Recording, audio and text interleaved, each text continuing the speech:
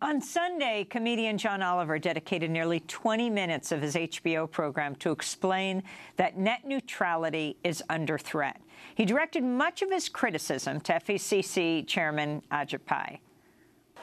Pai's main argument is that we don't need Title II to have net neutrality, but some of his ideas for what to have instead are almost laughably lax. For instance, he reportedly floated just having ISPs voluntarily agree not to obstruct or slow consumer access to web content by putting that promise in their terms of service. You know, the things that no human being has ever read and that can change whenever companies want them to. That idea would basically make net neutrality as binding as a proposal on The Bachelor. That's John Oliver, who ended his show by calling on his viewers to write to the FCC just as he did after a similar segment in 2014. Once again, the enormous response broke the Commission's website. So, Craig Aaron, talk about net neutrality, what it means, and what it means under a Trump administration and Ajit Pai, the chair of the FCC. Well, net neutrality is just a way of saying no discrimination. Net neutrality is what ensures that when you go online, you can go wherever you want, do whatever you want, download whatever you want. And it's not up to your cable company or the phone company to decide which websites and services are going to work and which won't. We fought a fight. I've talked about it many times on this show over 10 years to push the FCC to pass strong net neutrality rules and have clear legal authority to enforce them. And the Trump FCC has really declared war on those rules. The chairman has said he wants to take a weed whacker to them. He's trying to undo the rules passed at the end of the Obama administration, undo the rules supported by millions and millions of Americans, just to give Comcast, Verizon, and AT&T more ability to create special fast lanes for their own content, to favor the content and sites and services that they own or who they're in business with, and cut off competitors, undermine the competition, make it harder for independent voices to be heard, really damage the amazing tools that so many political organizers have used to build social movements using the free and open internet. All of this is at risk if we lose net neutrality. Now, the good news is it is easier said than done. They actually have to build a case for doing this. They have not done that so far, but they are starting the process. So here in a couple weeks at the FCC, Ajit Pai is going to move to reopen these rules, make new rules. We're certainly going to be there at Free Press with all of our allies speaking out in opposition and preparing the case against what Ajit Pai is going to do on all fronts, whether that's Congress, the courts, at the agency itself. This net neutrality victory was an incredibly important victory for free expression, for the public interest, and Donald Trump's FCC is prioritizing taking it away. And Craig, what about this claim by the FCC? Because after the Oliver broadcast that their site crashed, they claimed that they were victims of a denial of service attack, and you would think that if anyone had sufficient bandwidth to take in public comments, it would be the Federal Communications Commission. That's their job. And your response to their claim that they've been victimized.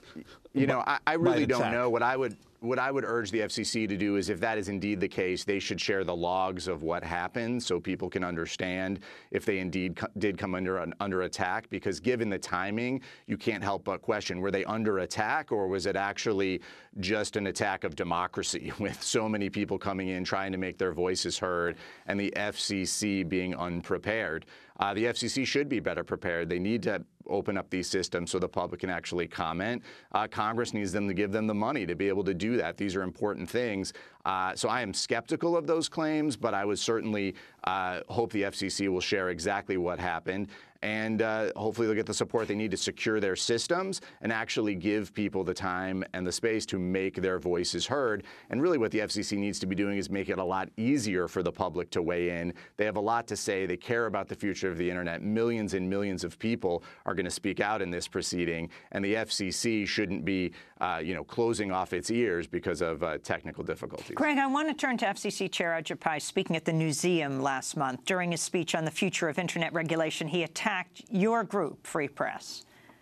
Consider, for example, the leading special interest in favor of Title II, a spectacularly misnamed Beltway special interest called Free Press. Its co-founder and current board member makes no effort to hide the group's true agenda. While he says that we're not at the point yet where we can completely eliminate the telephone and cable companies, he admits that, and I quote, "The ultimate goal is to get rid of the media capitalists and the phone and cable companies and to divest them from control." Craig Aaron, defend yourself. Well, I appreciate being called the leading group. Besides that, obviously this is the kind of sort of neo-McCarthyism and red baiting that we thought we left in the past. The reality is that Free Press for 10 years has fought for the free and open internet, advocated for net neutrality, and there are thousands and thousands and thousands of pages filed at the FCC, op-eds published, emails sent. Our website is filled with content saying exactly why we stand where we do and exactly what we want, which is actually just the free and open internet. So if they want to go dig around the internet to find out-of-context quotes from one of my board members, I guess that says a lot about the chairman and his priorities. We're happy to have this fight and win on the facts. And what would the internet look like if these forces prevail and net neutrality is abolished? Well, I think the simplest way to think about it is that the internet, the free and open internet, and all that it offers starts to look a lot like cable TV, where a company picks and chooses the channels for you, decides what's going to get the best service, decides what's available in a package. And everything that makes the internet so great, the fact that anyone with a great idea can go online, start their own business, find their own voice, make their own art, that's really in jeopardy if you lose this fundamental protection of net neutrality. And suddenly these companies will have free rein to interfere however they want, often in ways that would almost be impossible for the average user to see or recognize. Craig Aaron, thank you for being with us, President and CEO of Free Press. And that does it for our show. A special congratulations to Democracy Now!'s video fellow Andre Lewis, who just won a New York Emmy for his work at News 12 in Brooklyn, profiling Brooklynites. And we continue with our Democracy Now! Covering the movement's Changing America tour. I'll be speaking tonight at McNally Jackson Books here in New York at 52 Prince at 9 p.m. On Wednesday, I'll be at Town Hall in Seattle at 7:30 p.m. Back in New York Friday, I'll be speaking at the New School at the Tishman Auditorium at 7 p.m. On Saturday, we'll be in Oregon. We're starting in Olympia, Washington at the Capitol Theater at 11 a.m. Then at Powell's Books at Cedar Hills Crossing in Beaverton, Oregon, right next to Portland, Saturday night at 5 p.m.